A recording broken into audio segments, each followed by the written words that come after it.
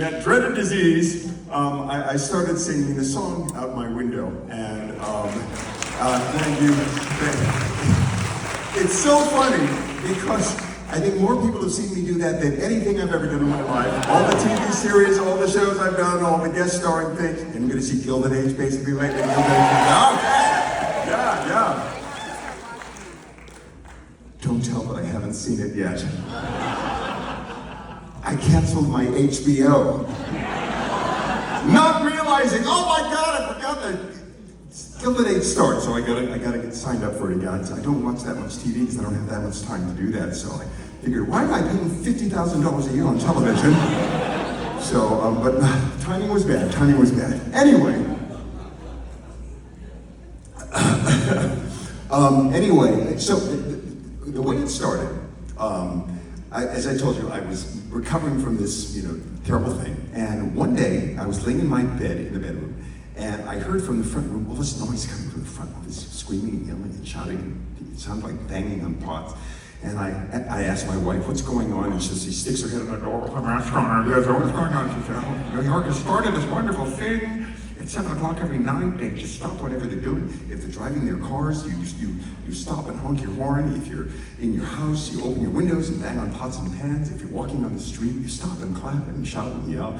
And it's a way for New York to thank all of the essential workers, the doctors, the nurses, all the people that were keeping us alive and going in this time of great uncertainty. We didn't know what was going on, what to expect. And people were putting their lives on the line and their professions and their hearts and their souls and everything. And that included all the people that were keeping New York and all of our cities going. The subway drivers, the bus drivers, the delivery people, the people working in the grocery stores. It was just keeping all of the infrastructure going on. But it was our way to thank everybody, but particularly the doctors and the nurses and the firemen and women and the policemen and women. And I thought, oh, that's a great idea. I can't wait to get to the opportunity to do that. Finally, I was well enough, and we all took a window. Our apartment overlooks Broadway, and we're on the Upper West Side, and we're 5 stories up. And I remember standing at one window, and my wife was at another window, my son was at another window, and we were all clapping, on the Sunday. I think it was a Sunday that day, and for all the essential workers. I thought, oh, this is such a great idea. And so the next, now, a little backstory. So while this was going on, I'm trying to think, okay, I need to see if I can get myself better. And I have my own room, which is my office and my recording studio, and a lot of different places is where I keep all my clothes and all my papers and everything as well. And I would go in there and I would warm up my voice, because like I said, I could feel it moving around my body. And the last place it got to was my lungs, which I was really concerned about. 2 reasons. 1, I'm a singer and I need my lungs. 2, I'm a breather and I need my lungs. So fortunately, I think I had enough antibodies that I could feel it literally fighting it off. So I would go and I would sing and I would vocalize in my room, and that's kind of how I could feel. Because singers are delicate flowers. We know every little thing that's going on in our throat and our lungs and everything. So, oh, I got a little tiredness on my right vocal cord today, or a little this or allergy or a little mucus there. Oh, it's better. And but I mean, literally, it's just terrible. Don't marry a singer. And very high maintenance. But anyway, it was useful for something like that because I could kind of get myself back to health. So I would vocalize and sing in my room, and then one day, while we were clapping for all the essential workers at 7 o'clock at night and still at our separate windows, one day I thought, I think I can sing. And when the applause died down, I just spontaneously started singing The Impossible Dream out my window. I think it was inspired, remember in the Italians, they closed Italy down, nobody could even leave their apartment, and the Italians opened their windows and they just started singing opera, and they would play instruments and they would do duets and everything. And I didn't even remember that until much later, but I know that was the inspiration. So I just spontaneously started singing The Impossible Dream out my window, and it was funny because, like I said, we're 5 floors above Broadway, lots of traffic, lots of people walking. And I looked down as I started singing, and I could see people on the street going like,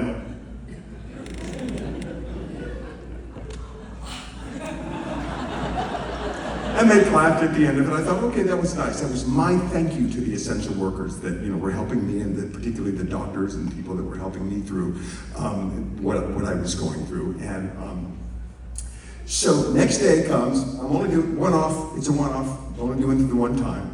Next day comes, I to the window clapping for all the essential workers, 7 o'clock and everything. I look down the street, there's a whole lot more people on the street than there's ever been before.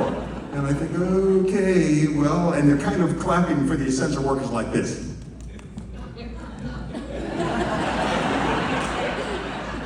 I mean, no, this is one off, I'm not gonna do it again. So I think, okay, that's it. The applause died down for all the essential workers. And I think, no, that's it. And I reach up and I start closing my window. And then somebody from the street says, "Sing that song!"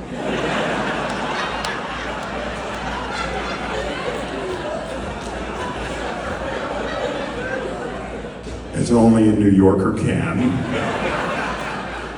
So for the next 2.5 months, every single night, I sang The Impossible Dream from my window. So.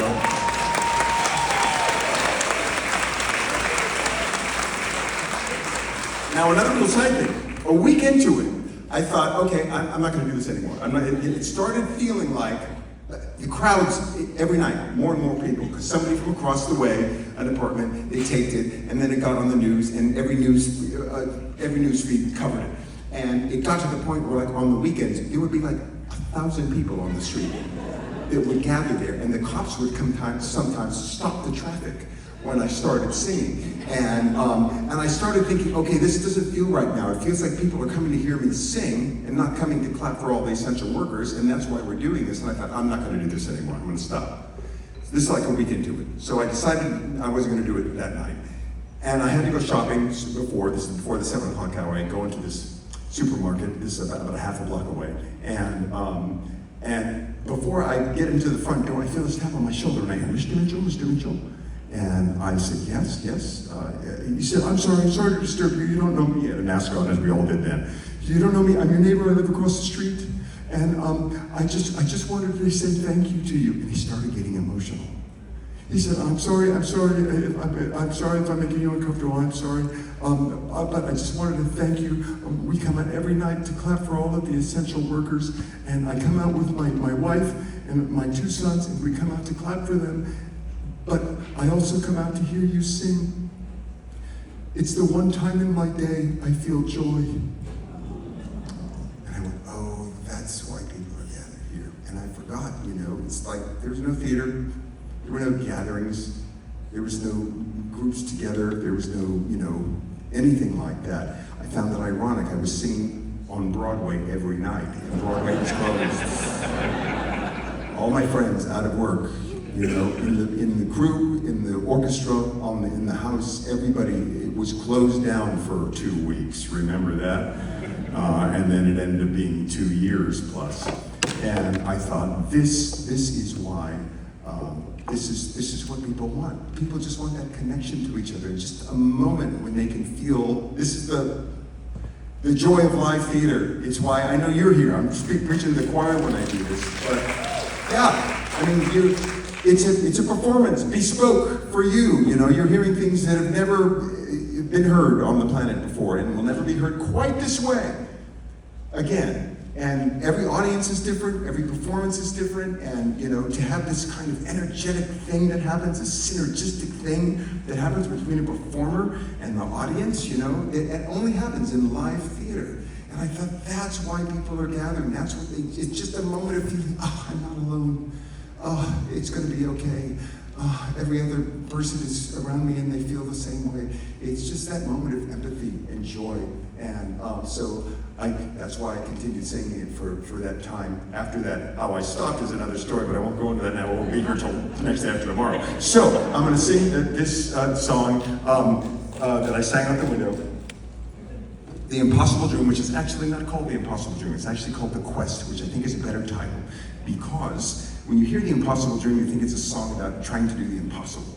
And it's not. It's a song about trying, period. So I think anytime we're in times of stress or problems like we were back then, and everybody, we always have that. That's life. Life is just that. Life is, good and bad and up and down and right and left and, this and that. So this is the song. It's one of those songs that felt to me like, oh, they wrote this song for me. So I give this to you all.